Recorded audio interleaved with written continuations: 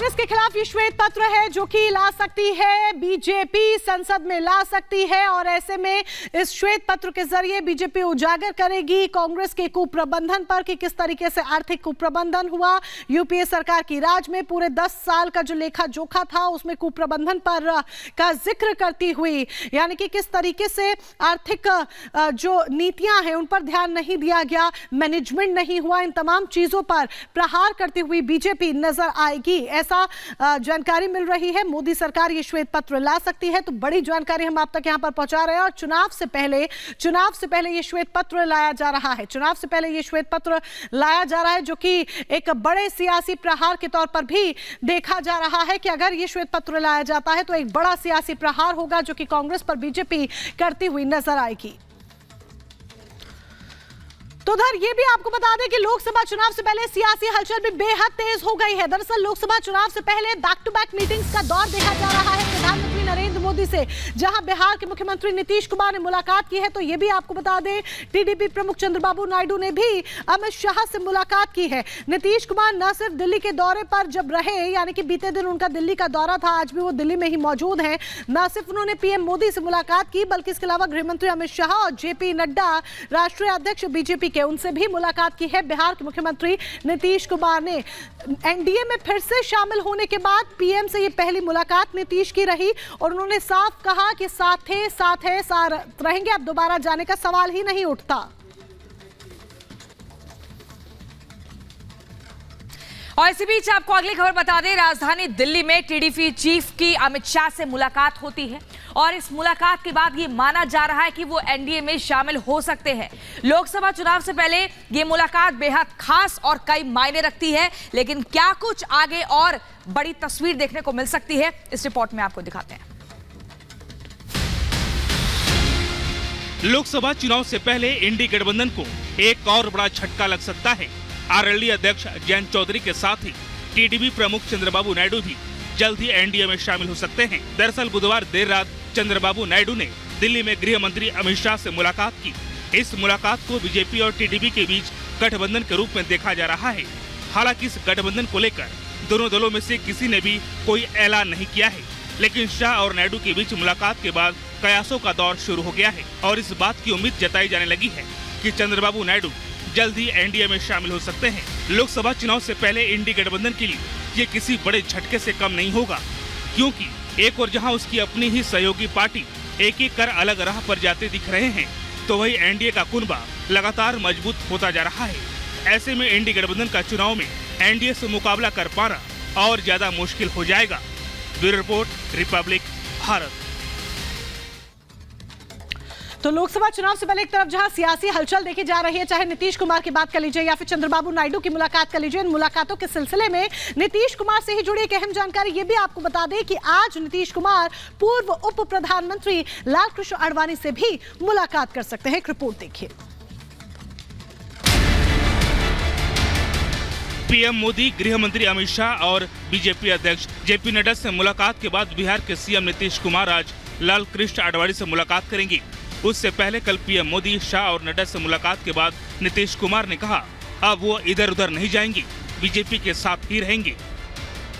अब हम लोग जो पहले से श्रद्धेय अटल जी के टाइम से 1995 से जो साथ में थे, अब बीच में 2 बार इधर उधर जरूर हो गए थे, लेकिन अब कभी नहीं, फिर वहीं रहेंगे। जेडीयू के दोबारा एनडीए में शामिल होने और बीजेपी के साथ मिलकर बिहार में सरकार बनाने के बाद पीएम मोदी से उनकी ये पहली मुलाकात है। नीतीश कुमार ने कहा कि बीजेपी और जेडीयू 1995 से एक साथ है। वहीं सीट शेयरिंग के सवाल पर नीतीश ने कहा इस पर चर्चा करने का कोई तर्क नहीं बनता, वो शुरुआत से सब कुछ जानते हैं। Bureau report, Republic Bharat. और चलिए अब सीधा आपको ले चलते हैं उत्तराखंड, क्योंकि वहां से एक बड़ी खबर आपको बता दें। प्रदेश के मुख्यमंत्री यानी कि पुष्कर सिंह धामी ने कहा है कि राज्य ने एक बड़ा इतिहास रचा है यूनिफॉर्म सिविल कोड को लाकर।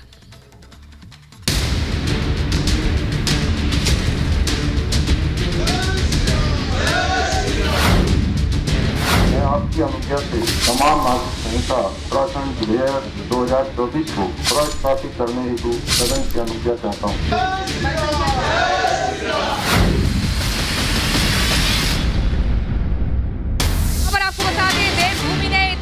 इतिहास रच दिया। समान नागरिक संहिता पर पुष्कर सिंह धामी का बयान, राज्य ने इतिहास रचा। उन्होंने कहा कि सबके लिए समान कानून लाया जा रहा है, सभी धर्मों को एक ही प्रकार से एक ही कानून को मानना होगा।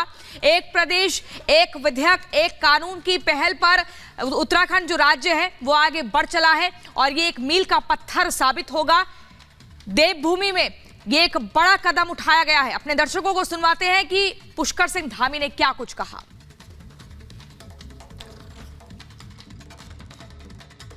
देवभूमि से ये शुरुआत हुई है, क्या लगता है कि आज देश भूमि ही अब आगे राह दिखाएगी और हम पैन इंडिया यूसीसी अब देखेंगे?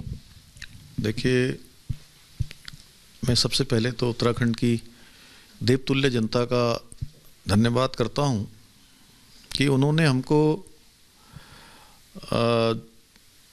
2022 के विधानसभा चुनाव में, जो उत्तराखंड का विधानसभा का चुनाव हुआ था, उस चुनाव में हमने हमारे प्रधानमंत्री आदरणीय नरेंद्र मोदी जी के नेतृत्व में उनके सामने ये संकल्प रखा था कि नई सरकार में हम आएंगे तो सबसे पहले हम यूसीसी के लिए कमेटी बनाने का निर्णय लेंगे।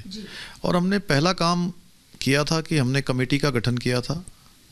कमेटी ने प्रदेश के अंदर सीमांत क्षेत्र माणा गांव, जिसको देश का अंतिम गांव कहते थे, प्रधानमंत्री जी ने उसको अंतिम की जगह पहला गांव उन्होंने संबोधित किया और पहले गांव के रूप में मान्यता दी। उस गांव से संवाद कार्यक्रम शुरू किया। अलग अलग स्थानों पर कमेटी गई, 43 स्थानों पर कमेटी ने 10,000 लोगों से सीधे संवाद किया और कुल मिलाकर वेब पोर्टल इन सब के माध्यम से 2,33,000 लोगों के विचार भी लिए और अपना ड्राफ्ट बनाया। उसमें धार्मिक संगठनों के लोगों से, धर्म गुरुओं से सबसे बात की। वो ड्राफ्ट हमको 2 फरवरी को मिला। हमने 5 तारीख को विधानसभा का सत्र आहूत किया। विधानसभा में एक सार्थक चर्चा भी हुई। चर्चा होने के बाद आज विधेयक के रूप में, एक्ट के रूप में वो पारित हो गया। आज का दिन देवभूमि उत्तराखंड के लिए बहुत बड़ा दिन है, जहाँ देवभूमि उत्तराखंड की जनता ने एक इतिहास बनाने का काम किया है। यहाँ की विधानसभा ने एक इतिहास बनाने का काम किया है। ये गौरवान्वित करने वाले आज के ये क्षण हैं, ये पल हैं। और हमारे प्रधानमंत्री जी का एक भारत श्रेष्ठ भारत का जो संकल्प है वो देवभूमि उत्तराखंड से प्रारंभ हो रहा है। भगवान राम का मंदिर बनकर तैयार हो गया है। कश्मीर में धारा 370 समाप्त हो गई है। हमारी मुस्लिम बहनों के लिए 3 तलाक पहले ही आ चुका है देश के अंदर, उस पर रोक लग चुकी है। और ये कानून भी, ये समान नागरिक संहिता भी, जहाँ मातृशक्ति हमारी महिलाओं को, विशेषकर से वो महिलाएं जिनको अनेक प्रकार की यातनाएं सहनी पड़ती थी, कठिनाइयों में जीवन कुप्रथाओं के कारण से बिताना पड़ता था, कई बार उनको आत्मसम्मान की रक्षा करने के लिए भी बड़ा संघर्ष करना पड़ता था, कठिनाई में जीवन जीना पड़ता था। उनकी सुरक्षा का काम करेगा, उनको एक सम्मानजनक जीवन जीने का काम ये समान नागरिक संहिता करेगी। बुजुर्गों की भी सुरक्षा करेगी, बच्चों की भी सुरक्षा करेगी। हर प्रकार से सबके अच्छे के लिए लाए हैं, किसी को नुकसान करने के लिए कानून नहीं है। और जब हम विकसित भारत की ओर बढ़ रहे हैं, तीसरी बड़ी अर्थव्यवस्था बनने की ओर हम बढ़ रहे हैं, हमारे प्रधानमंत्री जी के नेतृत्व में आज दुनिया का नेतृत्व करने वाला भारत बन रहा है, जगत गुरु विश्व गुरु भारत बन रहा है। ऐसे समय में देवभूमि उत्तराखंड ने ये शुरुआत की है। हमारे राज्य से गंगा निकलती है और पूरे देश को जल जीवन देने का काम करती हैं। और देवभूमि ने आज ये इतिहास भी बनाया है कि समान नागरिक संहिता भी शुरू की है। आज उसका काम यहाँ पूरा प्रारंभ हुआ है। तो मैं समझता हूँ देश के अंदर भी अन्य राज्य भी इसको अपने यहाँ जरूर आत्मसात करेंगे, उसको लागू करने की दिशा में आगे बढ़ेंगे। जी सर, मेरा दूसरा सवाल है कि जैसे आपने कहा कि इस ड्राफ्ट के पीछे, यूसीसी के पीछे महिला सशक्तिकरण का आइडिया रहा है, लेकिन आज विपक्ष ने एक सवाल उठाया है कि SC ST को इसमें इंक्लूड नहीं किया गया। तो उनका ये इससे एक लिंक्ड सवाल है कि क्या जो यूसीसी है उसके पीछे एक राजनीतिक भाव है, कैसे देखते हैं इसको? देखिए, जो यूसीसी है वो भारत के अनुच्छेद 44 में इसका प्रावधान किया गया है। और जब संविधान बन रहा था तो बाबा साहब भीमराव अंबेडकर और अन्य उनके साथी चाहते थे कि देश के अंदर समान नागरिक संहिता लागू हो। उस समय में उनकी जो भावना थी वो लागू नहीं हो पाई, लेकिन संविधान में उसका प्रावधान किया गया है कि राज्य उसको लागू कर सकते हैं। हमने जो भी काम किया है भारत के संविधान के प्रावधानों के अनुरूप किया है।